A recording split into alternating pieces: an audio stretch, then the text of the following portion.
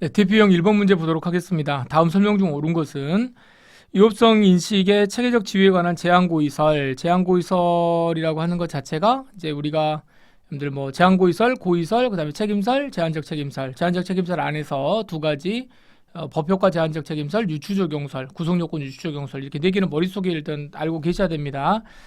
다시 한번 적어드릴까요? 고의설이 있고 그다음에 고의설 안에서 뭐가 있어요? 엄격 고의설, 그다음에 제한적 고의설, 책임설, 엄격 책임설, 그다음에 제한적 책임설. 제한적 책임설은 두 가지로 구성요건 유추적용설, 법효과 제한적 유추적용설 이렇게 네 가지가 있고 그다음에 일단 뭐 정리를 일단 하신 다음에 그다음에 엄격 고의설과 제한적 고의설 이거는 이제 둘 다 이제 이 위법성의 인식을 뭘로 보는 거예요? 위법성의 인식을 다 고의의 내용으로 보기 때문에 엄격 고의설에서는 이제 고의가 조각되는 거고 그다음에 여기서는 이제 제한적 고의설은 이제 가능성이 있으면 고의를 인정해 버리는 거죠. 인식의 가능성이 있으면 고의 조각을 곧바로 하지 않고 고의를 인정하는 그런 견해고 엄격 책임설은 무조건 책임으로만 보기 때문에 이제 요게 뭐 시험에 맨날 나오는 거죠. 이거는 이제 뭐가 인정된다? 고의범이 인정된다라고 하는 거고 그다음에 유추적용설은 구속요건 차고 유추적용설이기 때문에 여기는 구속요건적 고의가 이건 조각되는 거고 과실범이 문제가 될 수 있고 법효과 제한적 책임설은 구속요건적 고의는 인정이 되고 뭐가 책임 고의가 부정된다. 라고 하는 거. 이제 큰 틀에서 이것만 잘 정리를 일단 해놓고 문제를 푸시면 되겠습니다. 자, 1번. 위법성 인식의 체계적 지위에 관한 제한적 고의설. 제한 고의설에 대해서는 상습범 또는 학신범 등의 어떤 요런 경우에는 고의범으로 처벌할 수가 없다. 이 경우는 무슨 말이에요? 상습범이나 확신범을 고의범으로 처벌할 수 없다라고 하는 것은 무슨 뜻이죠? 위법성의 인식이 없으면 무조건 고의를 다 조각해 버리는 거죠. 확신범, 나는 정말 이거는 죄가 안 된다고 생각해 이러면서 이렇게 행하는 사람, 약간 좀 이 똘끼가 있는 이런 사람들에 대해서도 처벌할 수 없는 게 뭐예요? 이게 엄격 고의설이죠. 제한적 고의설이 아니고. 그래서 이 부분은 제한적 고의설에 관련된 내용이 아니고 엄격 고의설과 관련된 내용이네요. 벌써 여기서 날아가는 거죠. 의미가 없고. 자, 2번 여기 틀렸네요. 2번 위법성 인식에 관한 엄격 고의설에 따르면 사실의 착오나 법률의 착오나 법적 효과가 같아진다. 법률의 착오든 사실의 착오든 간에 자 사실의 착오는 뭐예요? 어차피 사실의 착오는 구속요건 조각하는 거예요. 법률의 착오라고 하더라도 위법성 인식이 어디에 있어요? 고의설에 있어요. 고의 안에 들어가 있는 거기 때문에 이게 법률의 착오라고 하는 건 위법성 인식이 없는 경우고 위법성 인식이 설령 없을 때라고 하더라도 엄격 고의설에 따르면 위법성 인식이 없으니까 어떻게 된다? 고의를 조각하는 거죠. 고의를 조각한다. 구속요건적 고의가 조각된다는 거예요. 여기서 날아가는 거니까 이거는 맞겠네요. 둘 다 똑같다. 자, 3번 고의의 성립에 위법성 인식이 필요하다는 고의설과 위법성 인식은 고의와는 분리된 책임 요소로 보는 책임설의 입장 모두 금지 착오는 고의의 성립에 영향을 미치지 못한다. 위법성의 인식이 필요하다라고 하는 입장에서는 고의의 성립을 인정하지 못하지만 책임 요소로 볼 때에는 이건 구속요건적 고의하고는 전혀 관계가 없는 것이니까 고의의 성립에 영향을 미치지 못하고가 아니고 요거는 맞죠. 금지 착오는 고의의 성립에 영향을 미치지 못하고 요거는 맞죠. 하지만 요 앞에 있는 요 고의설 있죠. 고의설은 뭐예요? 당연히 고의의 성립에 영향을 미친다. 고의가 조각돼 버리는 것이기 때문에 그래서 둘 다 이렇게 된다라고 하는 거는 요거는 틀렸습니다. 여기도 날리시고. 자, 4번 현행범을 체포한 대학생이 현행범을 24시간 이내에 경찰에 인도하면 적법하다고 생각하고 정당한 이유가 없네요. 또 정당한 이유 없이 그를 자기 집에 이게 감금하고 경찰이 인도한 경우에 대학생의 형사책임 요거 어떻게 될 거냐. 자, 이렇게 되면은 요거는 뭐예요? 24시간 이내에 일단 현행범은 체포할 수 있죠. 그러니까 위법성 조각 사유가 있다는 걸 자기는 알고 있어요. 그런데 24시간 이내에 문제가 된다. 그러니까 여기까지는 가능한데 24시간 이내에 이걸 넘어서 버린 거죠. 이 부분에 대해서 24시간 이내에만 인도하면 된다라고 하는 거니까 자, 이러한 경우를 가리켜서 우리가 위법성 조각 사유의 자, 허용 한계에 관한 착오라고 그럽니다. 허용 한계. 어디까지 되느냐를 자기가 이제 이 한계를 착오한 거죠. 허용 한계의 착오.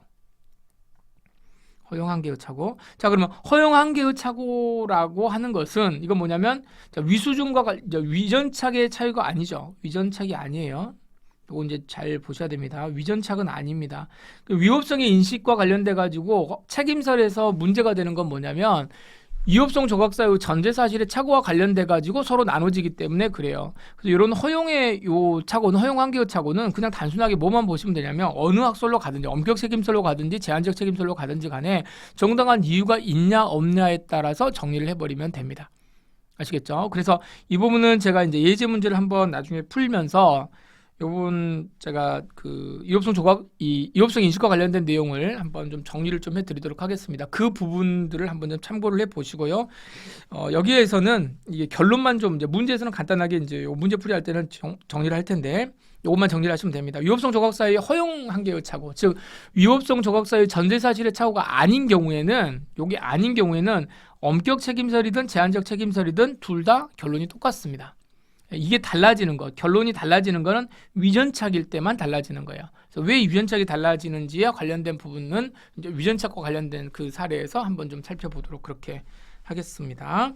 그래서 이 부분은 둘 다 고의가 인정이 되는 거다. 고의가 인정이 되는 거고 엄격 책임설하고 똑같이 보는 거예요. 그래서 감금죄가 성립하는 경우입니다. 달리한다라고 그랬으니까 여기는 틀렸고요. 정답은 2번입니다.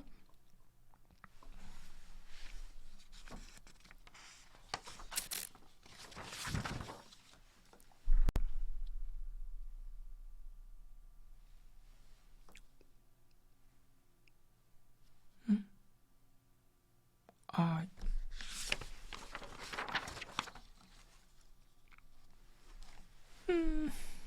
행위자가 2번.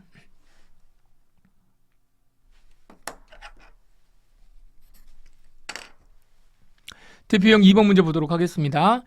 기억, 행위자가 금지규범의 존재를 아예 인식하지 못한 법률의 부지. 법률의 부지 뭐 매번 나오는 거니까요. 법률의 부지는요, 행정형법에서 많이 발생을 합니다. 뭐 이거는 뭐 그렇게 뭐 중요한 건 아니지만은 일반적으로 표현을 이렇게 해요. 행정형법이 왜 그러냐면 행정법을 여러분 공부하신 분들도 계시겠지만 행정과 관련된 이 법률은 너무나도 많죠. 최근에 우리가 행정기본법이라고 하는 게 만들어지기는 했지만 그 전 단계에서는 어떻게 너무나도 많은 단일법전 자체가 없는 정도의 법원이었기 때문에 여러 가지 그 규율하고 있는 것들이 많습니다. 예를 들어서 우리가 노래방 영업을 한번 해야 되겠다. 뭐 단란주점을 한번 해야 되겠다.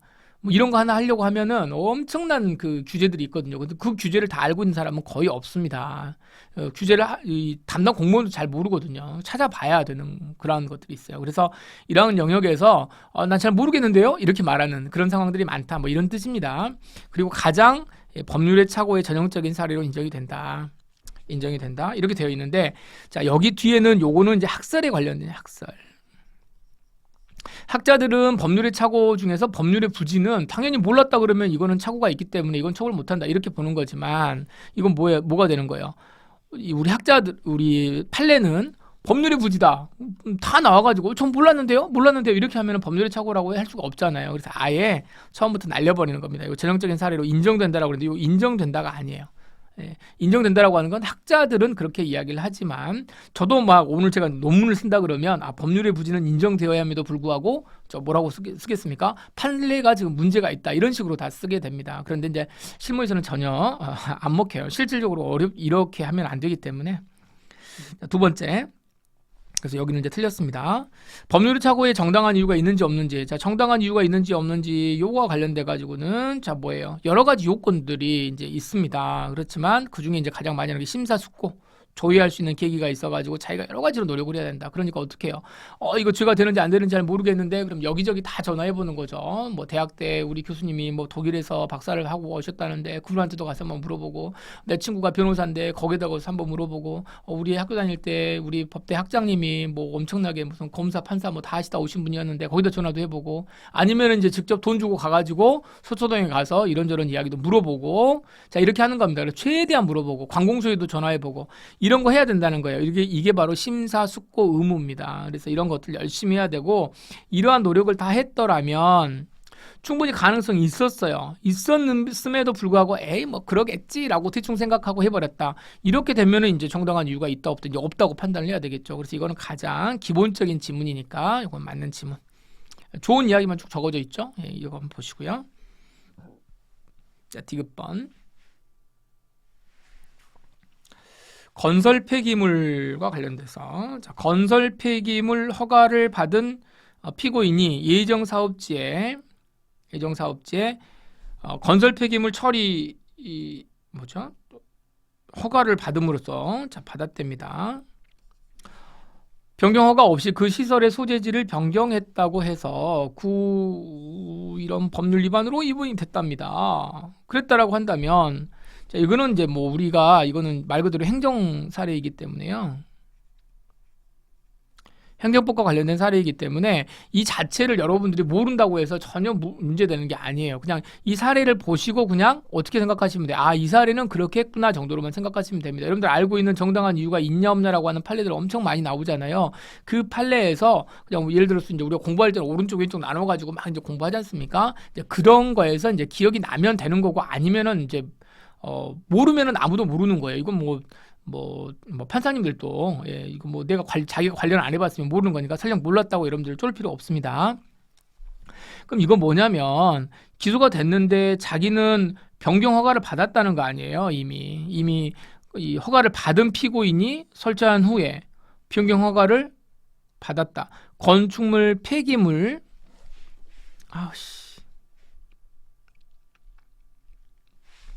문제가 좀 다른데.